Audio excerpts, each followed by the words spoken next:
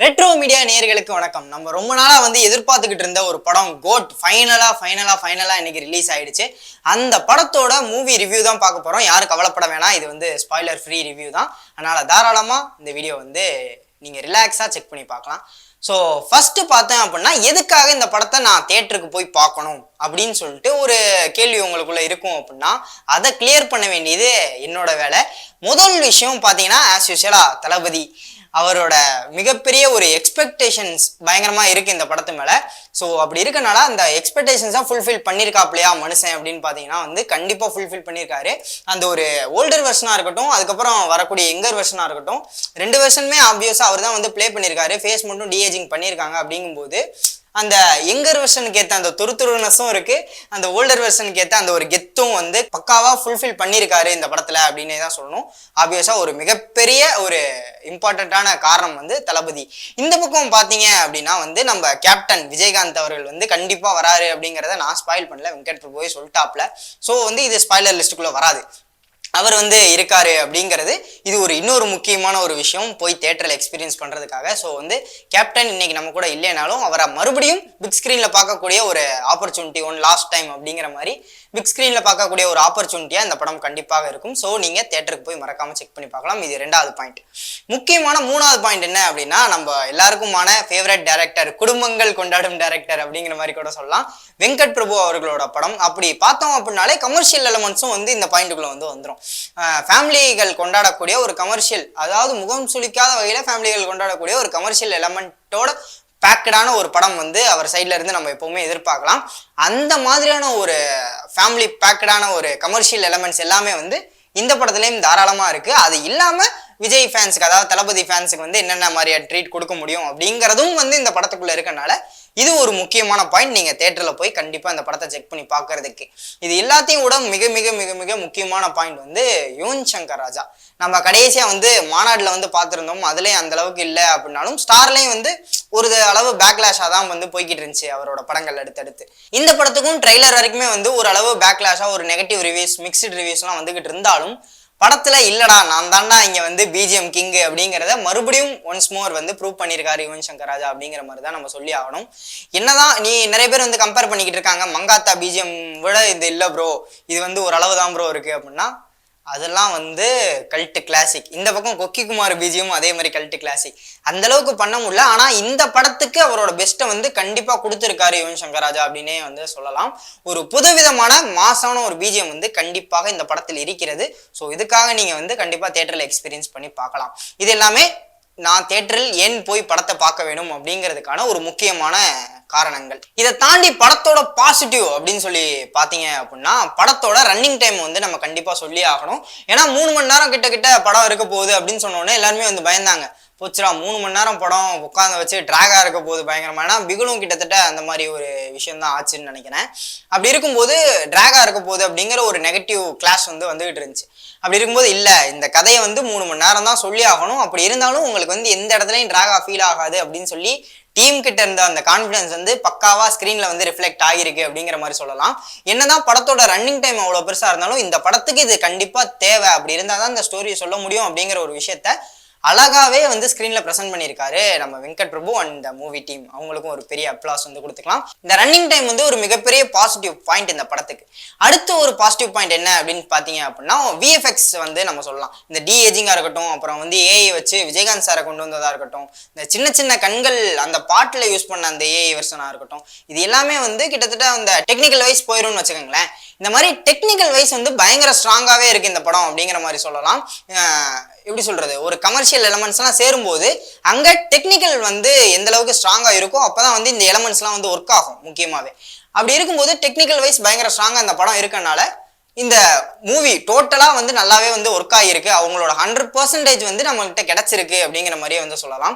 இதுல எதனால நான் விஎஃப்எக்ஸை மட்டும் சொல்றேன் அப்படின்னா, ஏன்னா இந்த பேக் கிளாஸ் ரன்னிங் டயத்துக்கு வந்துச்சு இல்லையா, அதே மாதிரி இந்த விஎஃப்எக்ஸ் எல்லாம் வரும்போது என்னடா இந்த யங்கர் வெர்ஷன் ஆஃப் அந்த டிஏஜிங் பண்ண தளபதியை காட்டும்போது இது நல்லா இல்ல, இந்த மூஞ்சி என்ன இது அப்படிங்கிற மாதிரியே நிறைய கமெண்ட்ஸ் எல்லாம் வந்துகிட்டு இருந்துச்சு. இல்ல நாங்க தியேட்டர்ல கொடுக்கும்போது நாங்க பக்காவா பாலிஷ் பண்ணி இறக்குவோம் அப்படிங்கிற மாதிரி இறக்கியிருக்காங்க. விஎஃப்எக்ஸ் ரொம்பவே அழகா பிளே ஆகியிருக்கு. இந்த ஸ்கிரீன்ல பார்க்கும்போது ஒண்ணுமே அப்படி உண்மையிலேயே அந்த மனுஷனுக்கு வயசு கம்மியாக்கி நடிச்ச மாதிரி தான் இருக்கு. விஎஃப்எக்ஸ் பயங்கரமா பண்ணியிருக்காங்க. அதுலயும் முக்கியமா விஜயகாந்த் சார் வர போர்ஷன்ஸ்லாம் சீரியஸா அவர் வந்து இப்ப நம்ம கூட இல்ல அப்படிங்கறதே வந்து தெரியாது. உண்மையிலேயே அவர் வந்து நடிச்சிருந்தா எந்த அளவுக்கு இருக்குமோ அந்த அளவுக்கு விஎஃப்எக்ஸுக்கு நல்லாவே மெனக்கெட்டு இருக்காங்க இந்த டீம் அப்படிங்கிறதே சொல்லலாம். அதனால விஎஃப்எக்ஸ் வந்து மிக மிக மிக முக்கியமான ஒரு பாசிட்டிவ் பாயிண்ட். இதை தாண்டி பாத்தீங்க அப்படின்னா ஸ்கிரீன் பிளே இந்த படத்துக்கு வந்து நம்ம கண்டிப்பா சொல்லி ஆகணும். ஏன்னா 3 மணி நேரத்தை ட்ராக் பண்றது எவ்வளவு முக்கியமான விஷயம், எவ்வளவு கஷ்டமான விஷயம் அப்படிங்கறத வந்து நம்ம முன்னாடியே பேசியிருந்தோம். அப்படி பார்க்கும்போது அடுத்தடுத்த சீன் வந்து நகர்றதே நமக்கு வந்து தெரியாத அளவுக்கான ஒரு ஸ்கிரீன் பிளே வந்து இந்த படத்துல கண்டிப்பா இருக்கு. ஏன்னா ஒரு சீனுமே வந்து என்னடா இது படம் போய் இப்படி போர் அடிக்குதேன்னு நீங்க யோசிக்கங்களாட்டியுமே வந்து அடுத்த ஒரு சீன் வந்து பிக்கப் ஆகி இன்ட்ரெஸ்டிங்கா போய்கிட்டே இருக்கும் அப்படிங்கறத ஆல்ரெடி நம்ம மூவி டீம் சைட்ல இருந்து கேட்டிருந்தோம். அதுல நிறைய பேருக்கு நம்பிக்கை இல்லாம இருந்திருக்கலாம். இல்ல நாங்க சொன்னா செஞ்சு காட்டும் அப்படிங்கிற மாதிரி மூவி டீம் வந்து அதையும் வந்து பக்காவா புல் ஆஃப் பண்ணிட்டாங்க அப்படின்னு தான் சொல்ல வேணும்.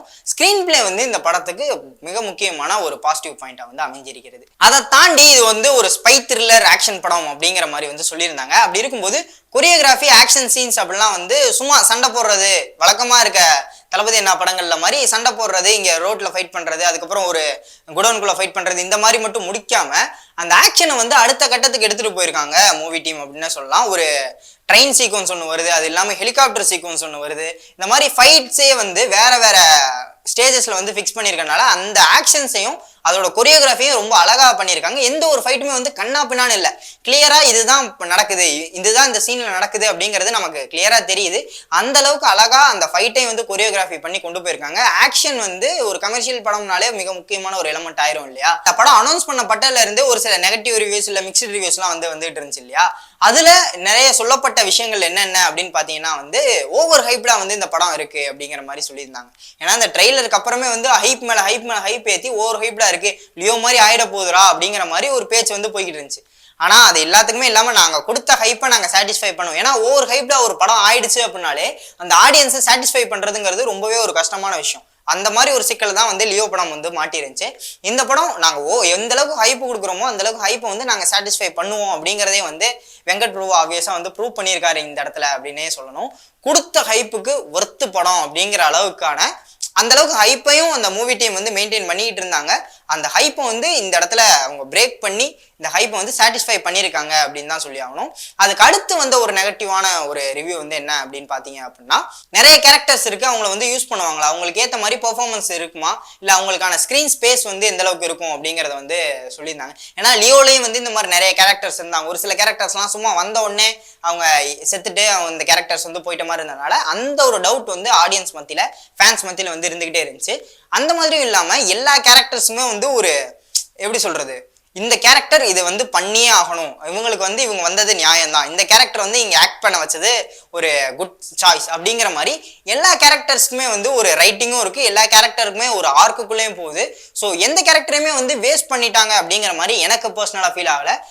எக்ஸ்பெக்ட் இந்த லைலா அவங்களோட கேரக்டர் மட்டும் வேணா சொல்லலாம். ஏன்னா ரொம்ப ரொம்ப ரொம்ப ரொம்ப சின்ன ரோலு, அந்த ரோலுக்கு லைலா வந்தா நல்லா இருக்கும், வேற யாரையும் போடுறது போல லைலா வந்தா நல்லா இருக்கும் அப்படிங்கிற மாதிரி வெங்கட் பிரபு ஆசைப்பட்டிருக்காரு. ஸோ அதுவும் எனக்கு ரொம்ப நாளுக்கு அப்புறம் அவங்கள ஸ்கிரீன்ல பார்த்த அந்த ஒரு ஆச்சரியம் இருந்தனால அதுவும் ஒரு நெகட்டிவா வந்து இந்த இடத்துல இருக்காது.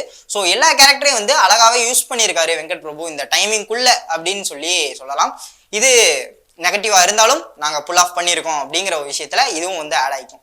அதுக்கு அடுத்து பாத்தீங்க அப்படின்னா கேமியோஸ் அப்படிங்கிற ஒரு கேமியோ, அப்புறம் வந்து குறியீடுகள் அப்படிங்கிற மாதிரி சொல்லலாம். ஃபர்ஸ்ட் கேமியோக்குள்ள வரேன். கேமியோ அப்படின்னு வரும்போது ஏகப்பட்ட ரூமர்ஸும் தாண்டி மூவி டீம் சைட்ல இருந்தே கன்ஃபார்ம் பண்ணப்பட்ட விஷயங்கள்லாம் இருக்கு. கவலைப்படாதீங்க, இந்த வீடியோவில் எதுவும் ஸ்பாயில் ஆகாது. அந்த மாதிரி கேமியோஸ்லாம் வரும்போது என்னடா கேமியோக்கு மட்டுமே இந்த படமா இல்லை படத்துக்கு கேமியோவா, கடைசியில் தளபதி என்னவே ஒரு கேமியோ கொடுத்துட்டு போயிடுவார் போல. ஏன்னா அப்படிப்பட்ட அத்தனை கேமியோஸ் வந்து இருக்கு இந்த படத்துல அப்படிங்கிற மாதிரி ரூமர்ஸ்லாம் வந்து கசிஞ்சிட்டு இருந்தனால அது ஃபேன்ஸுக்கு வந்து ஒரு பயத்தை ஏற்படுத்திக்கிட்டே இருந்துச்சு.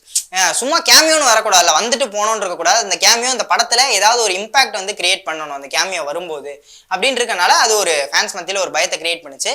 ஆனால் அந்த மாதிரி எதுவும் இல்லை, நாங்கள் வந்து எதையுமே வந்து படத்துக்குள்ள திணிக்கலை, அந்த இடத்துல தேவைப்பட்டுச்சு, அதனால அதுலயும் இது வச்சா இன்னும் நல்லா இருக்கும் அப்படிங்கறனாலதான் இந்த கேமியோ வச்சிருக்கோம் அப்படிங்கிற மாதிரி வெங்கட் பிரபு சொன்ன மாதிரியே வந்து இந்த படத்துல செஞ்சுட்டாரு அப்படிங்கிற மாதிரி தான் சொல்லணும். ஏன்னா படத்துல நிறைய கேமியோஸ் வந்து ஆப்வியஸா வருது, நீங்க கேள்விப்பட்ட நிறைய கேமியோஸ் வந்து கண்டிப்பா வருது. அப்படி இருக்கும்போது அந்த கேமியோஸ் எல்லாம் எந்த இடத்துலயுமே வந்து திணிச்ச மாதிரி ஒரு ஃபீல் ஆகல. இந்த சீனுக்கு இது வந்ததாண்டா கரெக்ட், இதுதாண்டா கரெக்ட், இது வந்தனாலதான் மாசா இருக்கு அப்படிங்கிற ஒரு எலமெண்ட் வந்து நமக்கு கண்டிப்பா ஃபீல் ஆகுது. ஸோ கேமியோஸ் எதையுமே வந்து அதையும் வந்து அவர் வேஸ்ட் பண்ணாம கரெக்டாக ஒர்க் அவுட் பண்ணி காட்டியிருக்காரு அப்படின்னே சொல்லலாம். அதை தாண்டி எலமெண்ட்ஸ், இந்த குறியீடுகள் அப்படின்னு சொல்லலாம் இல்லையா. ஏன்னா அடுத்த தளபதி வந்து பாலிடிக்ஸ்க்கு வரப்போறாரு அப்படின்னு சொன்னோடனே விசில் போடு பாட்டு வந்தப்பயே சொன்னாங்க, அந்த கட்சியோட விஷயங்கள்லாம் உள்ள திணிச்சிருக்காங்க லிரிக்ஸ்குள்ள அப்படிங்கிறது. அப்புறம் அந்த கார் நம்பர் பிளேட் சொன்னாங்க சிஎம். இதை தாண்டி டைலாக்ஸ்லாம் 1-2 இடையில இருக்கு அப்படிங்கிற மாதிரி சொன்னாங்க. ஸோ இது எல்லாத்தையும் வந்து திணிச்சிருப்பாங்களோ, இதுக்காகவே அவர் கேட்டிருப்பாரு, அதுக்காக தான் வந்து விபி இதை வச்சிருப்பாரு அப்படிங்கிற மாதிரிலாம் ஒரு சில ரூமர்ஸ் வந்து போய்கிட்டு இருந்துச்சு. ஆனா அவரே சொல்லியிருந்தாரு, இதெல்லாம் வந்து எங்களோட ஒரு சாட்டிஸ்ஃபேக்ஷனுக்காக தான் வந்து நாங்க வச்சிருக்கோம், அண்ணன் வந்து எதுவுமே கேட்கல, எங்களோட சாட்டிஸ்ஃபேக்ஷன். அதுவும் வந்து எந்த இடத்துலையும் திணிச்ச மாதிரியான ஒரு ஃபீல் ஆகாது, அது கதையோட ஃப்ளோவுக்கு தேவைப்பட்டுச்சு, அதனால அங்க வச்சிருக்கோம். அந்த ஃப்ளோவில் அது பாட்டில் போகும், அதுவும் என்ஜாய் பண்ற மாதிரி தான் இருக்கும், பயங்கரமான ஒரு செலிப்ரேஷன் மோட்ல தான் இருக்கும் அப்படிங்கிற மாதிரி சொன்னாரு. அதே மாதிரி எந்த ஒரு சீனுமே வந்து உங்களுக்கு திணிச்ச மாதிரி ஃபீல் ஆகாது. ஃப்ளோவில் பார்த்துட்டு அதுக்கப்புறம் தான் இந்த டைலாக்கு இப்படியும் ஒரு பொலிட்டிக்கல் அர்த்தம் இருக்கும் அப்படின்னு யோசிக்கிற அளவுக்கு தான் இருக்கு எல்லா டைலாக்குமே. ஸோ வந்து உங்களுக்கு படமா பார்க்கும்போது டோட்டலாக அந்த படம் வந்து ஃபுல் அண்ட் ஃபுல் ஒரு செலிப்ரேஷன் வைப்ல தான் இருக்கும். இதை தாண்டி முக்கியமாக வந்து அந்த விசில் போடு பாட்டையும் அப்புறம் வந்து ஸ்பார்க் பாட்டையும் நான் சொல்லி ஆகணும். ஏன்னா தியேட்ரிக்கல் வெர்ஷன் ஒன்று இருக்கு அப்படின்னு சொல்லி ஒரு ஹைப்பை ஏற்றி தான் வந்து உள்ளே அனுப்புனாங்க. அந்த ஹைப்பை அந்த விசில் போடா இருக்கட்டும், ஸ்பார்க்கா இருக்கட்டும், கண்டிப்பாக வந்து சாட்டிஸ்ஃபை பண்ணியிருக்கு. யுவன் மறுபடியும் நான் தாண்டா இங்கே அப்படின்னு வந்து சொன்ன மாதிரி தான் இருந்துச்சு. என்னதான் நீங்க ஹேட்டர்ஸ்லாம் ட்ரோல் பண்ணியிருந்தாலும் மறுபடியும் நான் வந்து தியேட்டர்ல பாத்துக்கிறேன் அப்படின்னு சொன்ன மாதிரி தியேட்டர்ல ஒரு பயங்கரமான ஒரு காம்போவா Yuvan, VP and Thalapathy again ஒரு பெரிய பிளாக் பஸ்டர் வந்து கொடுத்துருக்காங்க அப்படின்னே சொல்லலாம். கலெக்ஷன்ஸ் முன்ன பின்ன எல்லாரும் பேசிக்கிட்டு இருக்காங்க, கலெக்ஷன் என்னங்கிறத நம்ம அடுத்தடுத்த வாரங்களில் பார்க்கலாம். இதே மாதிரி ஸ்பாய்லரோட ஒரு ரிவ்யூ வந்து காத்துக்கிட்டு இருக்கு. அந்த ரிவ்யூ பார்க்கணும் அப்படின்னா மறக்காம நம்ம சேனலை வந்து சப்ஸ்கிரைப் பண்ணிக்கங்க. இது மாதிரி அடுத்தடுத்து மூவி ரிவ்யூஸ் வந்து பார்க்கறதுக்கு அந்த பெல் ஐக்கானை வந்து கிளிக் பண்ணி ஒட்டிக்கிட்டீங்கன்னா உங்களுக்கு நோட்டிஃபிகேஷன் வந்துகிட்டே இருக்கும். ஸோ அடுத்த ஒரு மூவி ரிவ்யூவில் உங்களை வந்து சந்திக்கிற வரை விடைபெற்றுக் கொள்வது நான் உங்கள் கிருஷ்ணா.